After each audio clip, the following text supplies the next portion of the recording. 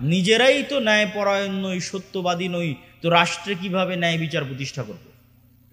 ঈসা আলাইহিস সালাম যদি তার নিজের ব্যক্তিগত জীবনে ন্যায়পরায়ণ না হয়, উনি কি রাষ্ট্রের ন্যায় বিচার প্রতিষ্ঠা করতে পারবে?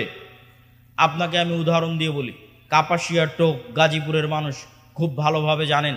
আপনি আপনার পাড়া প্রতিবেশী, আশেপাশের অঞ্চল কি হানাফি কি আহলে হাদিস, একটু নজর দিয়ে দেখেন, নজর বুলিয়ে দেখেন যে বাবার মৃত্যুর পর কতজন ভাই তার বোনকে পিতার সম্পত্তিতে ন্যায্য হিস্সা ন্যায়ের সাথে, ন্যায় পরায়ণতার সাথে বুঝিয়ে দিয়েছে, ন্যায়ের সাথে। একে তো আছে দেয়নি, আর এক দল আছে যদি দিয়ে থাকে তাহলে সবচেয়ে দামি জমিটা নিজে নিয়েছে, আর বিলের মধ্যে পানিতে ডুবে থাকা জমিটা বোনকে দিয়েছে। এটা কি ন্যায় হয়েছে?